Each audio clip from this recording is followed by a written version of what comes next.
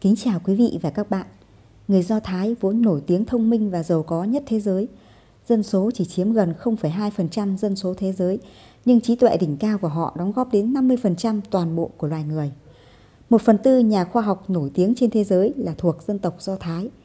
Những nhân vật nổi tiếng như các Mark, Chúa Giêsu, nhà tiên tri Mohammed hay ông chủ Facebook Mark Zuckerberg đều khiến chúng ta ngưỡng mộ và khâm phục. 1/2 số doanh nhân giàu nhất nước Mỹ đứng đầu bảng xếp hạng của tạp chí Forbes là người Do Thái. Vì sao người Do Thái nổi tiếng thông minh và giàu có như vậy? Chúng ta cùng suy ngẫm những câu nói bất hủ của họ sẽ giúp bạn lý giải được điều đó. Một ngôi nhà nhỏ đầy ắp tiếng cười có giá trị hơn một cung điện đầy nước mắt. 2. Khi còn trẻ phải làm những việc bạn nên làm, khi về già mới có thể làm những việc bạn muốn làm. 3. Một người chỉ ra sai sót của bạn chưa chắc đã là kẻ thù của bạn. Một người luôn luôn ca ngợi bạn chưa hẳn đã là bạn của bạn. 4. Khi bạn khóc vì không có giày để đi, hãy nhìn những người không có chân. 5. Đừng sợ đi chậm, chỉ sợ đứng yên. 6. Bông lúa càng nhiều hạt, đầu nó càng rủ xuống. Người giỏi thường hay khiêm tốn. 7. Phần lớn người ta thất bại không phải do họ không có khả năng, mà là ý chí không kiên định. 8. Ai cũng than vãn thiếu tiền, nhưng chả ai than thở thiếu trí khôn cả.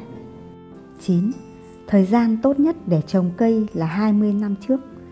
Thời gian tốt thứ hai là ngay bây giờ. 10. Nếu không học tập, cho dù đi vạn dặm đường xa, thì mãi vẫn chỉ là người đưa thư mà thôi. 11. Trên đời có 3 thứ không thể bị ai cướp mất. Đầu tiên là thức ăn đã vào trong dạ dày. 2 là mơ ước đã ở trong lòng. Và 3 là kiến thức đã được học trong đầu. 12. Một hành trình ngàn dặm cũng chỉ khởi đầu từ những bước đi đầu tiên. 13. Không có tình huống vô vọng, chỉ có giải pháp không chính xác. 14. Đừng sợ rằng bạn không biết một cái gì đó, hãy sợ rằng bạn không chịu tìm hiểu về nó. 15. Ngủ trên gối êm không có nghĩa là có giấc mơ đẹp. 16. Cười là loại mỹ phẩm rẻ nhất. Vận động là loại y dược rẻ nhất. Chào hỏi là loại chi phí giao tiếp rẻ nhất.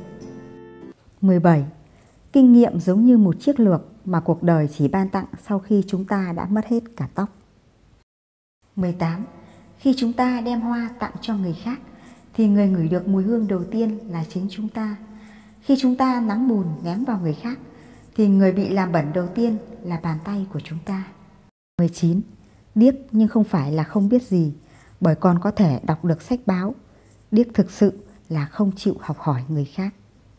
20. Người lớn dạy trẻ con học nói, còn trẻ con dạy người lớn im lặng. Đừng nói gì trừ khi bạn đã học được cách im lặng. 21. Im lặng mà hay còn khó hơn việc nói hay. 22. Mất tiền chỉ mất nửa đời người, mất lòng tin là mất tất cả. 23. Rượu vào thì bí mật ra. 24. Khi già đi, người ta thị lực kém đi, nhưng lại nhìn thấy nhiều hơn. 25. Một cốc nước sạch vì một giọt nước bẩn mà trở nên vẩn đục, nhưng một cốc nước đục không thể vì một giọt nước sạch mà trở nên tinh khiết. 26. Ngựa thường dễ khuỵu chân trên những con đường đất mềm, con người dễ ngã gục trong những nời đường mật. 27. Khi hàng xóm gẩy đàn lúc 2 giờ sáng, đừng vội bực tức. Hãy đợi 4 giờ sáng sang gõ cửa và nói anh ta chơi đàn rất hay.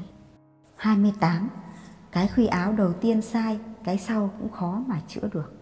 29. Một người đàn ông có thể bắt đầu chuyển núi từ những viên đá nhỏ. 30. Nếu bạn thật sự tài năng, bạn sẽ không sợ mình kém may mắn. Những người nông cạn tin vào may mắn, những người mạnh mẽ tin vào nhân quả. Hãy sống cuộc đời tốt nhất mà bạn có thể. Cuộc sống là một trò chơi mà luật chơi bạn sẽ học được nếu bạn nhảy thẳng vào nó và chơi hết mình. Nếu không, bạn sẽ bị bất ngờ, không ngừng sửng sốt trước luật chơi luôn thay đổi. Những kẻ không chơi thường than vãn và phàn nàn rằng vận may luôn lướt qua họ. Họ không chịu nhận ra rằng họ có thể tự tạo cho mình một ít vận may.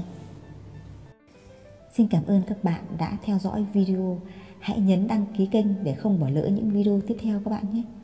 Chúc các bạn luôn vui vẻ, thành công và hạnh phúc.